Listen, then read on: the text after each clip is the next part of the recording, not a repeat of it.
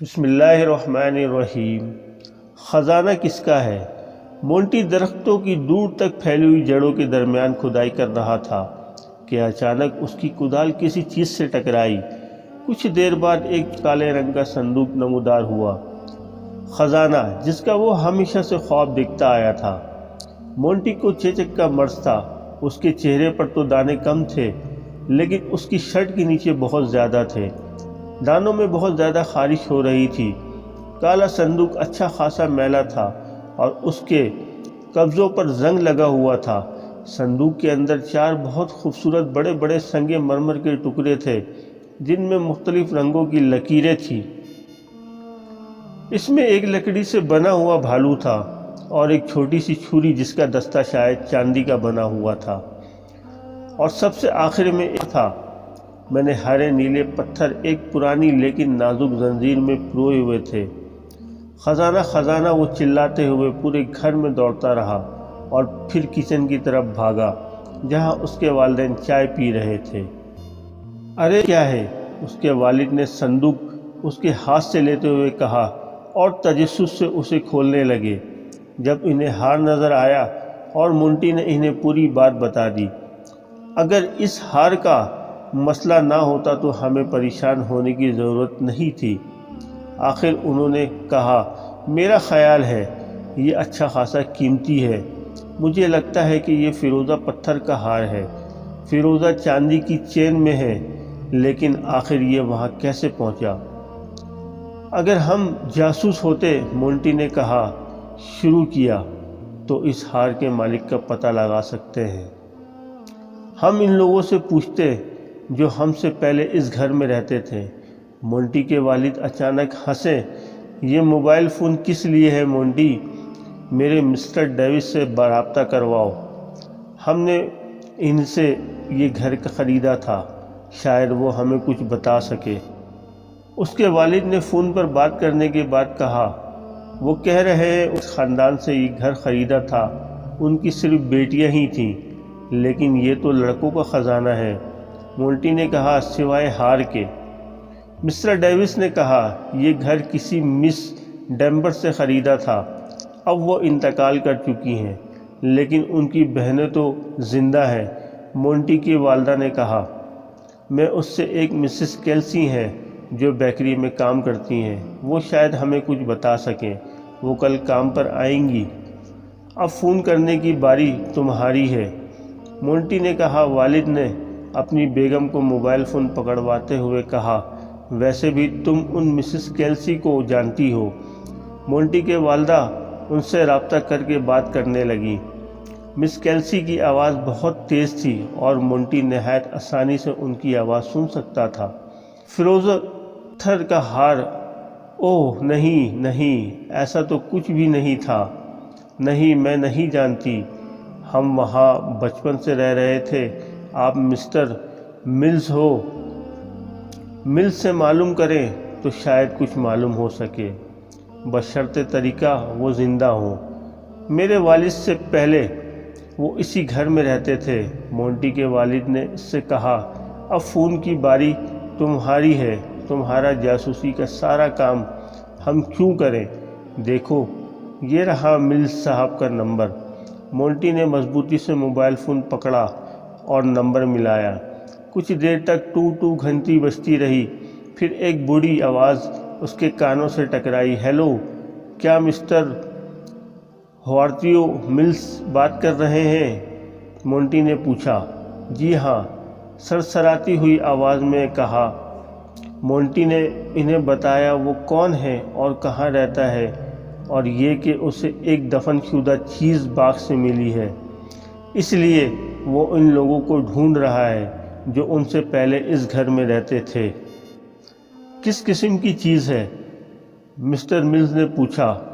یہ ایک چیز ہے جو میں نے باغ کھود کر نکالی، مونٹی نے احتیاط سے کہا۔ یقیناً، مسٹر ملز نے کہا، مجھے جو ایک چھوٹا سا لوہے کا صندوق ملا ہے، اس میں سنگ مرمر کے ٹکڑے ہیں اور وہ ایک چھوٹی چھری بھی ہے، مونٹی بولا، اور ایک فیروزے کا ہار بھی ہے۔ مسٹر ملز نے تیزی سے کہا، میں ابھی وہاں پہنچ رہا ہوں۔ خیال ہے کہ آپ کو یہاں نہیں آنا چاہیے۔ مونٹی نے اداسی سے کہا، اس وقت تک جب تک آپ کو چیچک نہ ہو چکی ہو۔ موبائل پر ایک عجیب سی آواز سنائی دی۔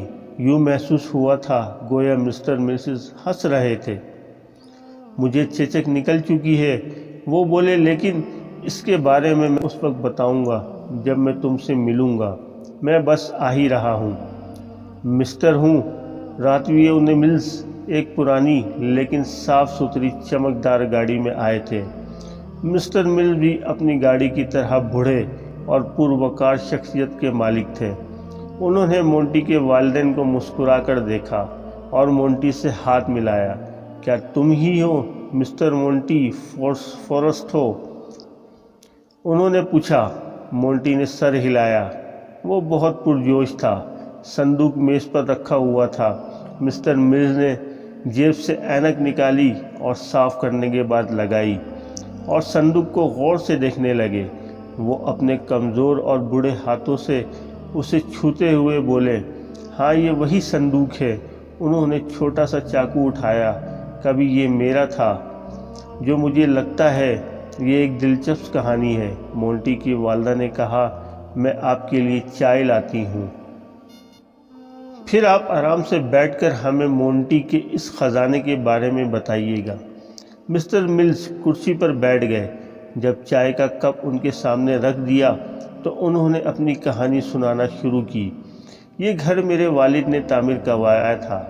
اس وقت ارد گرد کوئی اور گھر نہ تھا، بس ایک ہمارا گھر تھا جو جنگل اور کھیت درمیان بنا ہوا تھا۔ جہاں اب گیراج ہے وہاں اس وقت ایک بڑا درخت ہوا کرتا تھا اور ایک بڑا سا باغ جو دور تک پھیلا ہوا تھا۔ میں اور میرے بھائی اس درخت پر خوب کھیلا کرتے تھے۔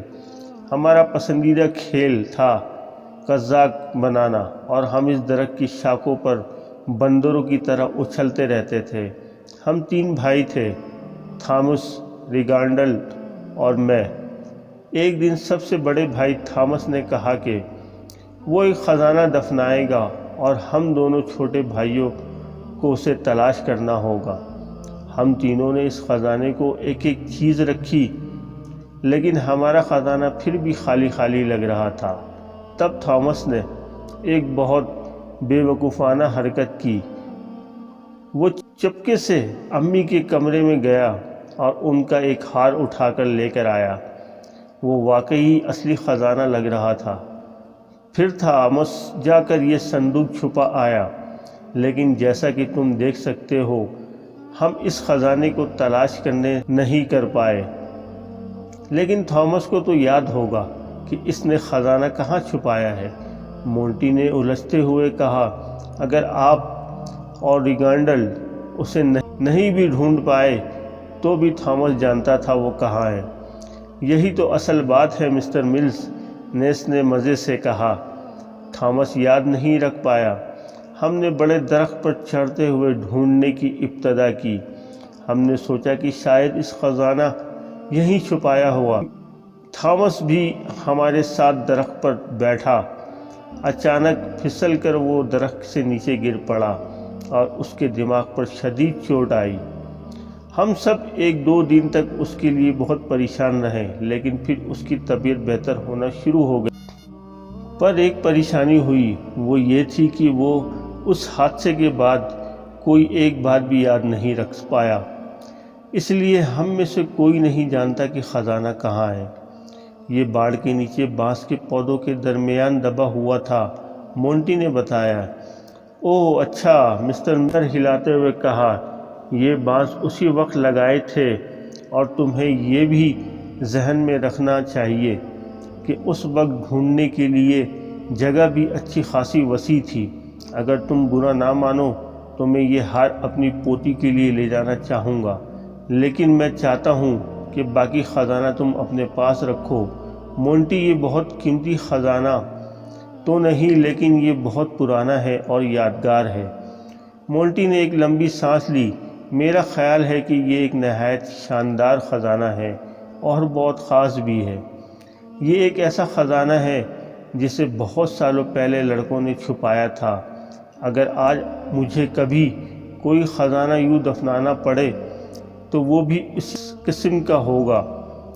اس نے مڑ کر پہلے اپنے والدین کو اور پھر مسٹر ملز کو دیکھا، اور یہ بھی کتنی دکھ کی بات ہے اس وقت جب مجھے چیچک نکلی ہوئی ہے۔